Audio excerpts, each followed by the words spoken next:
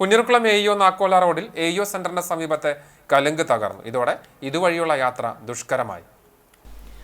കലുങ്കിന്റെ ഒരു വശം നേരത്തെ താഴ്ന്നിരുന്നെങ്കിലും ഗതാഗതത്തിന് തടസ്സമുണ്ടായിരുന്നില്ല. എന്നാൽ കലുങ്കും റോഡിന്റെ മധ്യഭാഗവും ഒരേപോലെ താഴ്ന്നതോടെ ഇതുവഴിയുള്ള ഗതാഗതം ഭീഷണിയായി. വലിയ വാഹനങ്ങൾ പോകാതിരിക്കാൻ കയർ കെട്ടി തടഞ്ഞിട്ടുണ്ട്.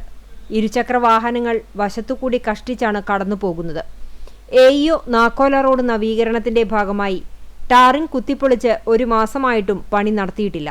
സംസ്ഥാന പാതയിലേക്ക് പോകേണ്ടവർ നാക്കോലയിൽ നിന്ന് മാവിൻചുവട് റോഡിലേക്ക് തിരിഞ്ഞാണ് പോകാറ്.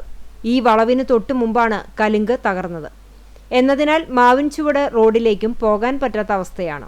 റോഡിന് തെക്കുഭാഗത്തുള്ള കുട്ടാടൻ പാടശേഖരത്തിൽ നിന്നും അധികമുള്ള വെള്ളം ഈ കലുങ്ക് വഴിയാണ് നാക്കോല തോട്ടിലേക്ക് പ്രവേശിച്ച് കനോലി കനാലിൽ എത്തുന്നത്. AEO നാക്കോല റോഡിന്റെ നിർമ്മാണം തുടങ്ങി 5 വർഷമായിട്ടും പണി തീർന്നിട്ടില്ല. 2019 എസ്റ്റിമേറ്റ് പ്രകാരം നാക്കോല സെന്റർ വരെ ടാറിങ്ങും ഉണ്ടായിരുന്നു. എന്നാൽ നിർമ്മാണം നടത്താൻ വൈകിയതോടെ അന്നത്തെ എസ്റ്റിമേറ്റ് തുകയിൽ പണി പൂർത്തിയാക്കാൻ കഴിയാത്ത അവസ്ഥയായി. നാക്കോല സെന്ററിന് സമീപം 100 മീറ്ററോളം ഭാഗത്തിന്റെ ടാറിംഗ് ഒഴിവാക്കിയാണ് എസ്റ്റിമേറ്റ് തുക ക്രമീകരിച്ചത്.